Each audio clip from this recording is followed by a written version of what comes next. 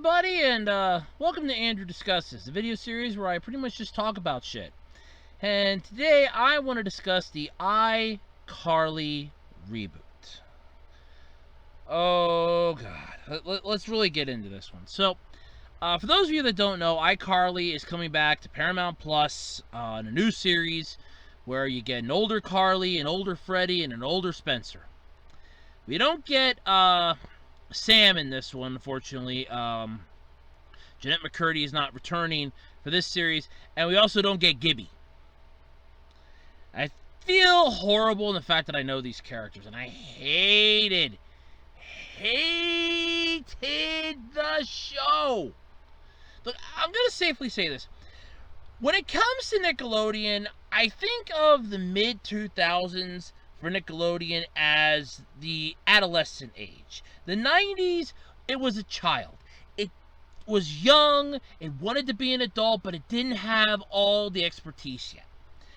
The 2000s to 2010s, I want to say, it was its adolescent stage.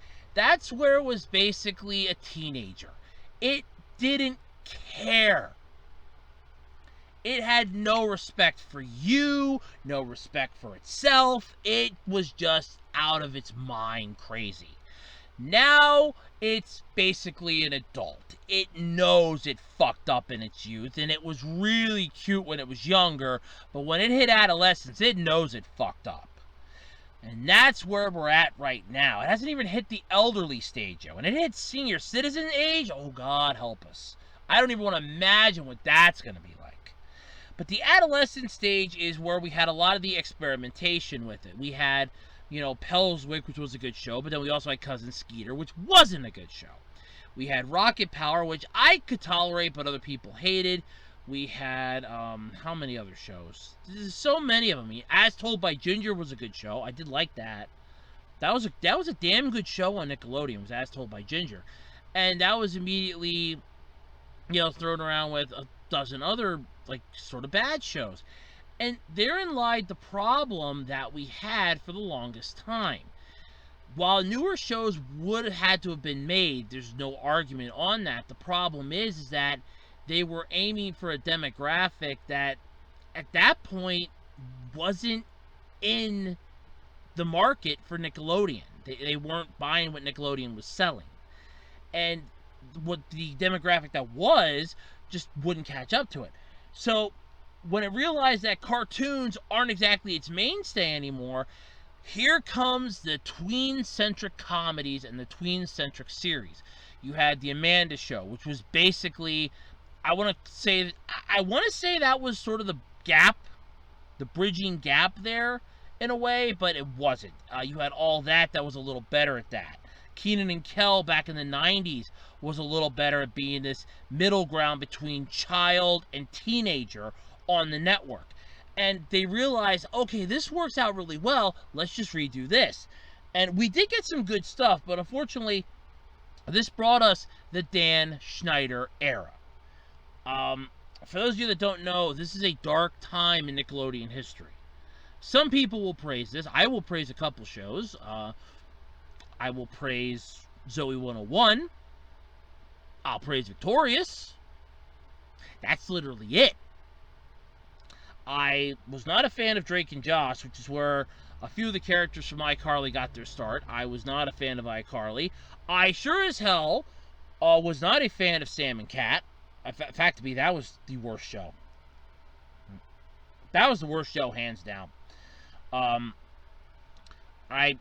loved Avatar. I loved Korra. I loved Mr. Media. That was a good show.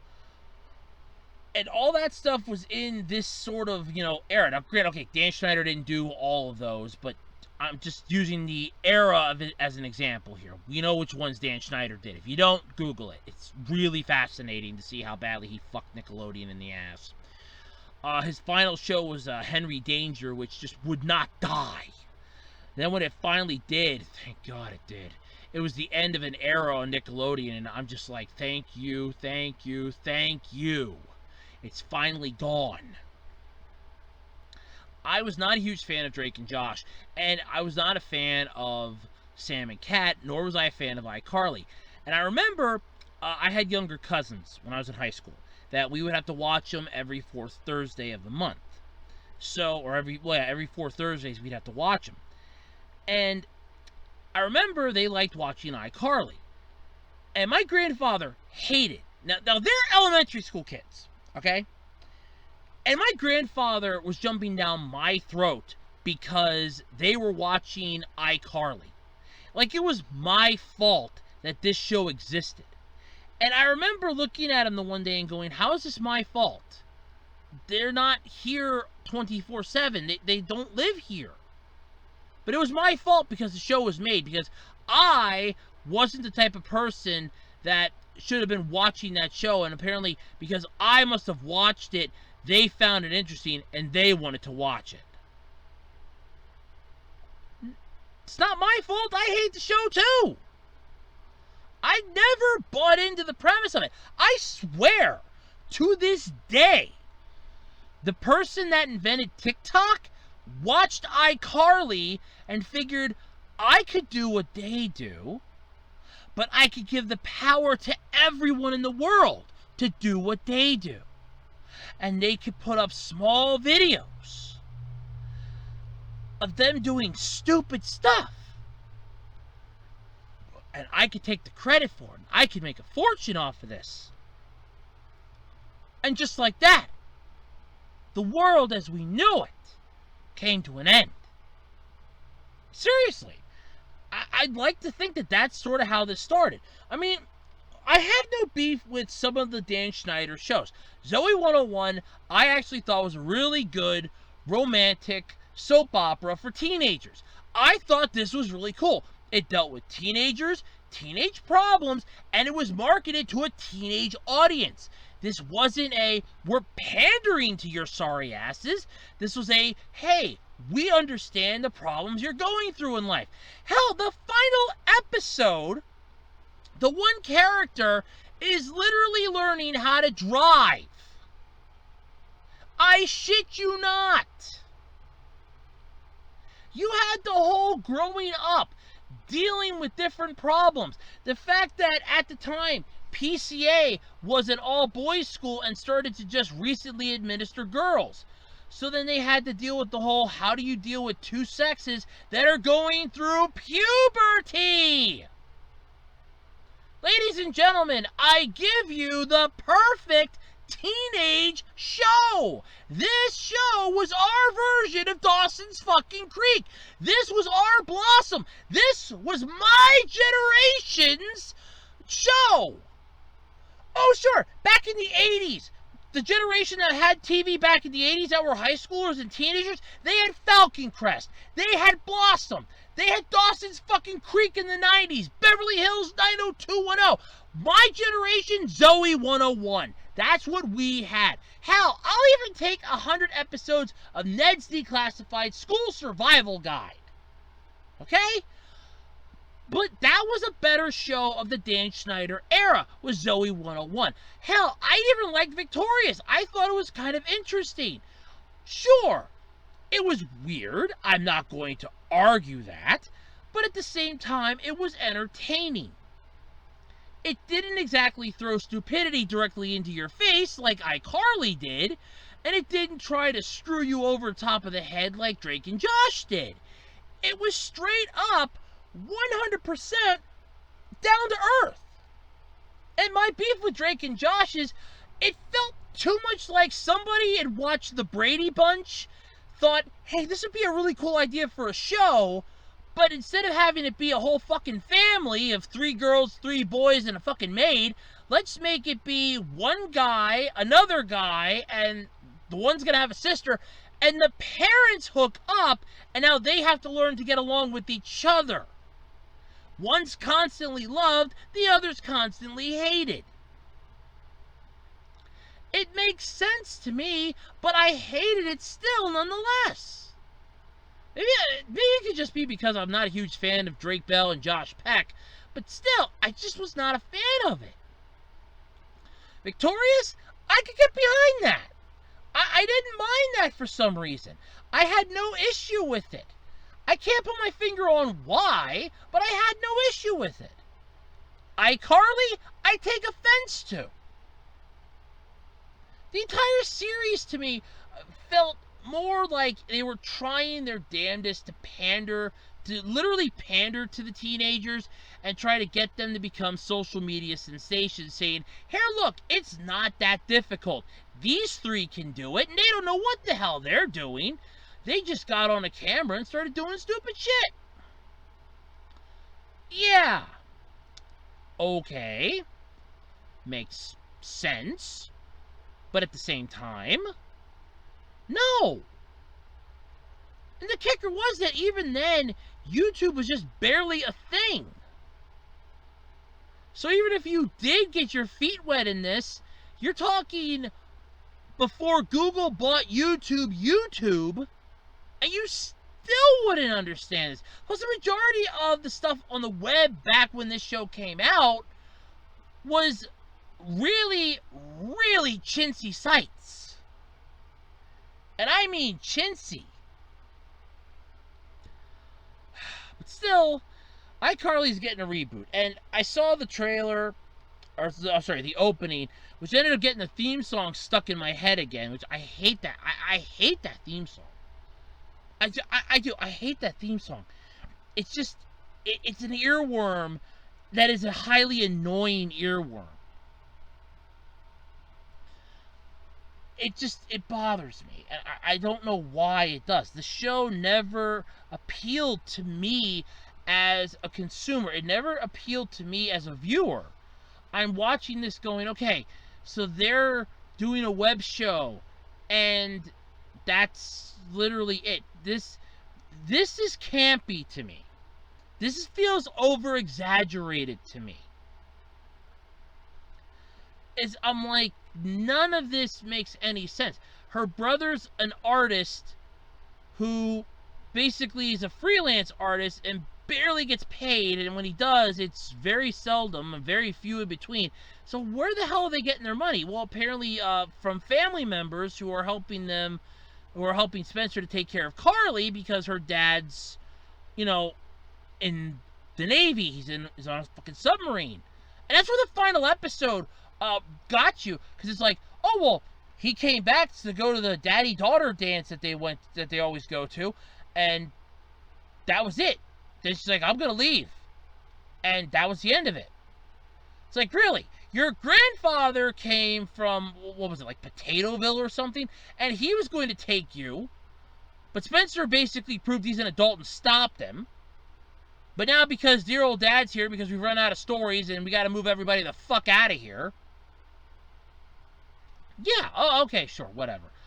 Then you have the spin-off Sam and Cat basically dragging the two shows, one that was good and one that wasn't so good, and smashing two of the characters together. That one was completely unbelievably stupid.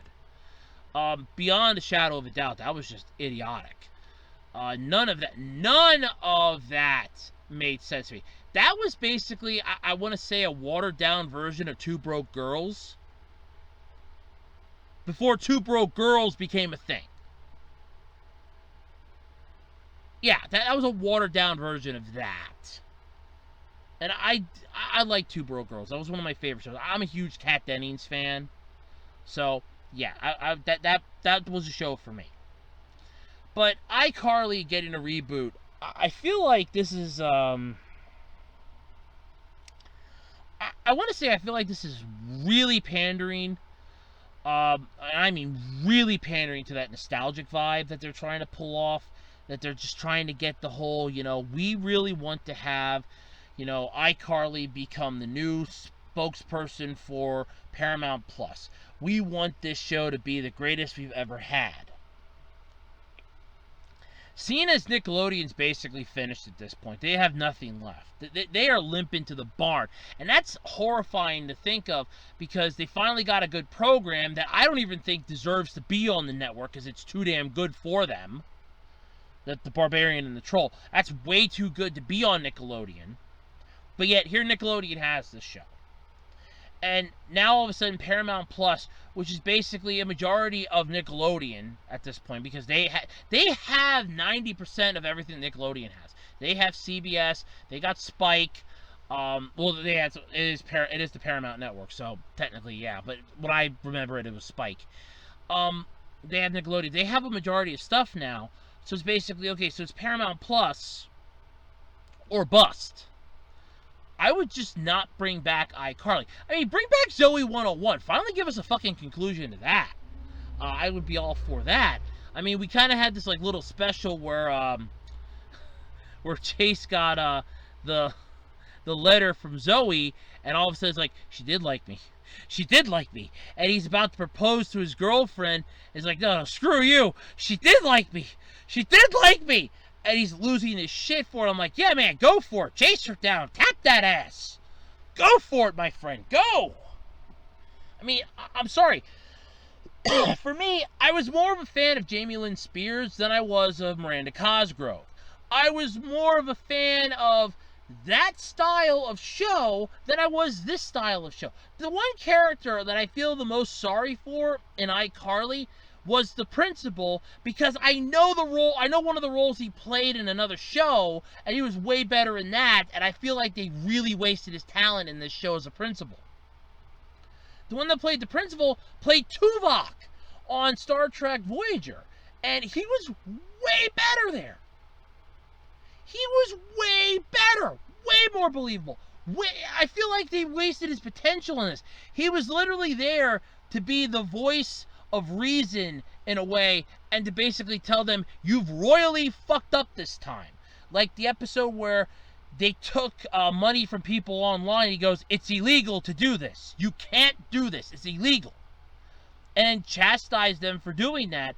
And yeah, you'd have to chastise them. What they did is technically illegal. They can't do that. And Spencer, since he went to law school for like 3 days, still got the book, he basically found a way to get them out of trouble by, it's like, here, kill 2 birds with 1 stone. The little girl gets her Girl Scout cookies, and you guys get off the hook. Problem solved. Yeah, except for one problem. The Girl Scouts would still get the money. So technically, all you did was sell her cookies for her. Screw it, who cares? So seriously, screw it, who cares? But that's literally the one good lesson that you get from this show. But the rest of it is basically just weirdness upon weirdness upon weirdness. And then don't even get me started on Gibby. What the fuck was Gibby? Gibby! Jameel White, the guy that played Steve Urkel in Family Matters, has stressed that he hates that people know him for that role. He has come out on numerous interviews and said that he hates the fact that people know him as Steve Urkel. I guarantee you, the actor that played Gibby on this show, he is going to one day look back and go, I really wish people would stop remembering me for this. I'm wondering if that's one of the reasons why he's not coming back. I know there was like an official thing. I didn't bother to read it because I don't like the show, so why do I care? I still think it's stupid and idiotic. Oh, look, and here's Freddy. Apparently in the trailer and in the opening, here's Freddy. He's still on there. You get Nathan Kress. Oh, look, here's Jerry Trainer. He's still there, of course, because where the hell else is he going to go? I think his last good role, he had the solo role where he was the main lead in Tough Puppy. I know he voiced the dog in Fairly Odd Parents. And he did play the I want to say mentally challenged Usher in Drake and Josh. I don't remember what his name was. And Spencer and iCarly. And then you had, or was he in Bunsen as a Beast?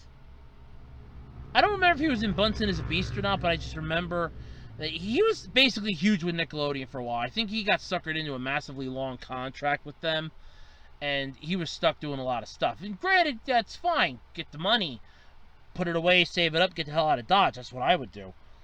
But as far as this is concerned, I kind of feel like they're shoehorning in him. I mean, he kind of was already reluctant on it in a way, but now he can act more like an adult with the other cast, the characters who are now adults, like Freddy's character, who's like, oh yeah, here I got some what was it, jalapeno beer, and all of a sudden it's like, oh, it's the last time I listened to Bobby Flay. I'm like, why the fuck did you listen to him in the first place? Yeah, I mean, don't get me wrong, but when it comes to certain things, there's a limit to what I'm willing to suspend my disbelief for. And the fact that Jerry Trainer would be willing to do this yet is one of them. Sure, okay, he probably did want to do it. He probably is gung-ho for it, but personally, I don't think the guy's got that great of a career to fall back on, sadly. And I kind of feel like it was I really want to keep my job. I want to keep working, so I have no choice. I have to, in essence, keep doing this. Otherwise, I'm going to be out on my ass. And the sad part is, I can believe that. I really can. So, yeah, it still bothers me, but I can believe it. But as far as this iCarly reboot's concerned, no. No. This thing is horrible. Please don't let this thing stay long. I really don't want it to. I don't think it deserves to. If you want to bring back a decent show, bring back either Victorious or Zoe 101. Hell, because there was an article that caught my attention on Twitter. No, it was a YouTube video. Because the one person's going, could the iCarly reboot be, the main thing that'll eventually get us back Ned's Declassified School Survival Guide? If this brings back Ned, I weep for Ned. Because Ned's Declassified School Survival Guide, that was a show of shows. That showed the zaniness of school life in its own comedic way. It showed off, this is how unique, your school life could be, and these are some of the trials and tribulations that you need to go through in order to deal with it. And what bothers me is that, screw it. And that sort of was my main detractor of this, in a way, was that if Ned's Declassified School Survival Guide gets a reboot because of the iCarly reboot, if that's literally if that's being held hostage in this, like Teen Titans Season 6 was supposedly held hostage for the movie, if Ned's Declassified School Survival Guide could get a reboot, and it's being held hostage by the iCarly reboot doing well, then, in all honesty, I'm sorry, Ned, but this reboot cannot stand. I don't see the need to have it nowadays. I really don't. Maybe, I want to say this, a couple years ago when TikTok was massively popular. When TikTok was blowing the fuck up. That's when I would say that this definitely would have been the show to have. But not now anymore. Not in this day and age, not in this era anymore, would I say, yeah, let's have, a full-on, let's go for it. Balls to the walls, let's do this. Not in this day and age anymore would I say that. A couple years ago, yes. Nowadays, no. Everyone and their grandma does TikTok. Everyone and their, pet goat can do YouTube now. There's nothing out there that would be groundbreaking that iCarly could do. And I don't see the reason why this had to be rebooted in the first place. This is a worthless reboot as far as I'm concerned. This is a nostalgic grab and a cash grab. And that's literally all there is to it. And if somebody out there thinks otherwise, please tell me. But from where I'm sitting at, this is just a needless cash grab. And that's where I'm standing by this. But I don't know what your thoughts are. Let me know in the comment section below. And thank you all for listening to Andrew Discusses. And I hope you tune in for the next one. It's going to be a lot of fun. Thank you all, and have a wonderful day. Stay safe, stay healthy, and bye.